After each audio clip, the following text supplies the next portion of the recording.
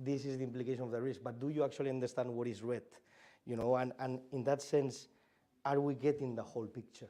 So again, how important is that whole concept? Because again, organizations like to work with a heat map, okay, and you position always probability and impact, but do we actually understand the scale of the probability and impact? Are we actually going further to that context?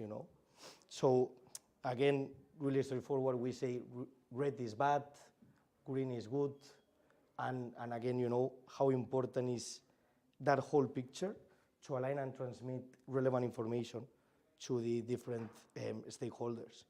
Because with context, okay, for example, imagine you're going to the board and you're saying, if we've got an unpatched system and this risk can affect the business activities, okay, but actually the board might say, okay, I need more context, like what specific activities can be affected, what specific mitigation or control should we take, plans should we take into action to do that, So that's again referring to giving context and having a baseline, So again, I really like, for example, there's many different risk methodologies, but I really like how this Annex say, this library, it builds all of that specific spreadsheet, which gives you a way to work around, mainly focus more in security in that sense.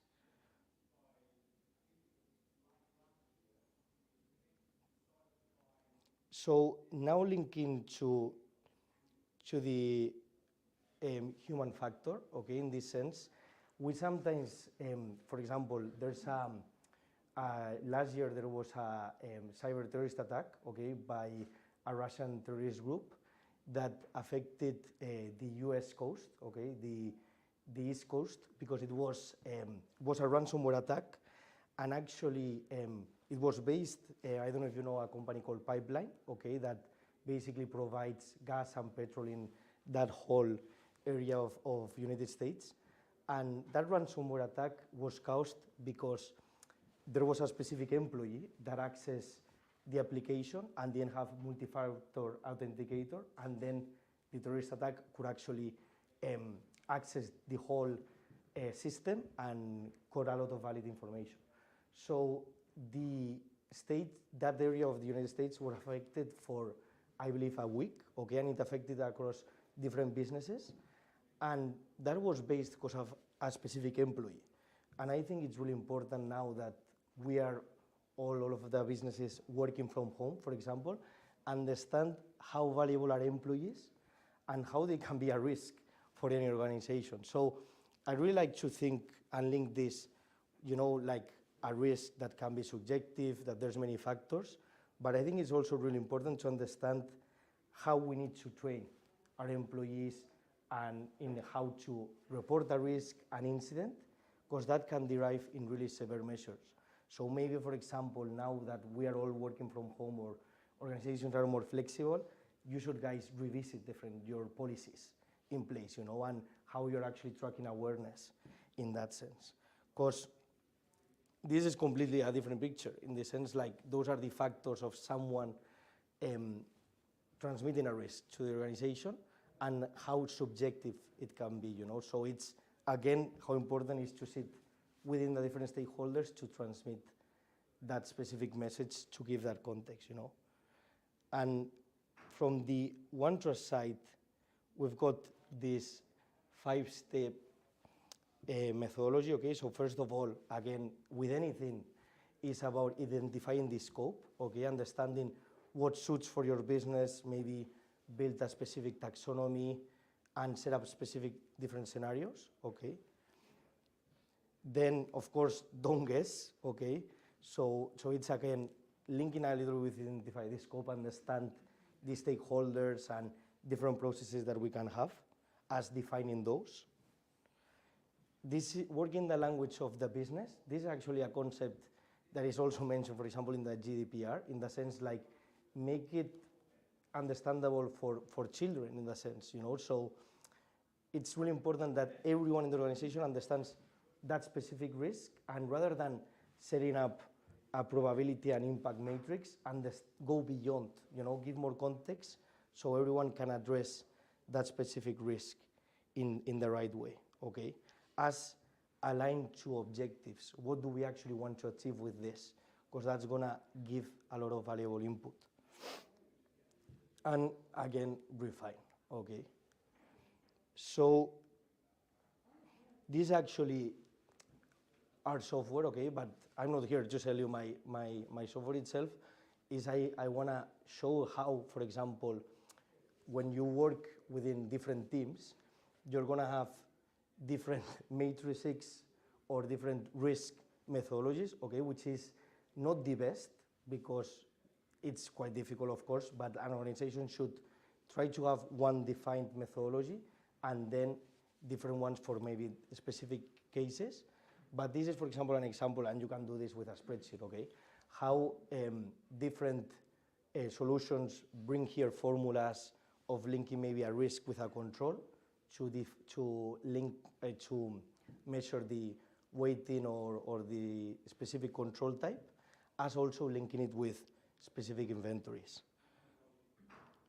Also working with specific standards and frameworks, okay? So linking those risks with a specific control to be implemented, okay? So nowadays that there's so many specific standard and frameworks, you might work with ISO, NIST, or many others. It's super important that those frameworks or those tools that you work with have the one control complies many methodology. So you can actually understand, if first of all, if you change the scope, how compliant you're with the other frameworks, but also measure,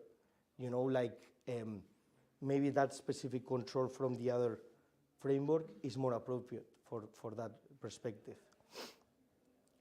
And within GRC, okay, you're gonna have teams that work with many different tools, but being able to connect the dots, okay? So having solutions that can connect maybe within ticketing systems, maybe even with risk rating providers, okay? Like for example, a BitSight and a Bradstreet security scorecard, okay? To have as much information about those third, fourth, or fifth parties. And also now, I don't know if you guys read the ISO 27002 update, but it's going beyond having kind of like a register of assets and having those categorized by clusters. It's actually mentioning an informations register. So you might also need to connect with CMDB's platforms to actually bring that valuable information about our different assets and connecting everything, to track confidentiality, integrity, availability, and other dimensions that ISO 27002 is introducing. As the board, at the end they really care is to understand the whole process in a really high level view, okay? So you have also a lot of dashboards and reporting tools in the market, but being able to have, that helicopter view or kind of like third line of defense view, which is telling the whole process and the level of risk and maybe the level of a specific control as, specific dashboards for specific use cases. So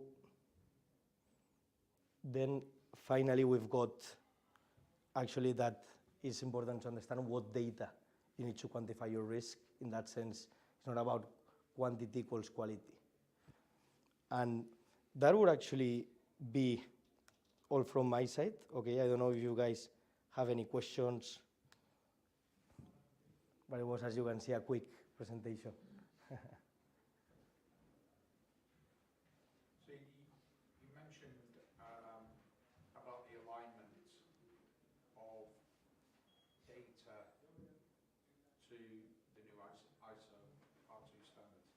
Isn't that just a realignment of ISO in comparison with GDPR? Because surely that's just looking at a data inventory, which you've already got. So I think it's going beyond our, so it's going beyond our record of processing activities, because actually if ISO 27002, which is going to update ISO 27001, is really aligned to NIST.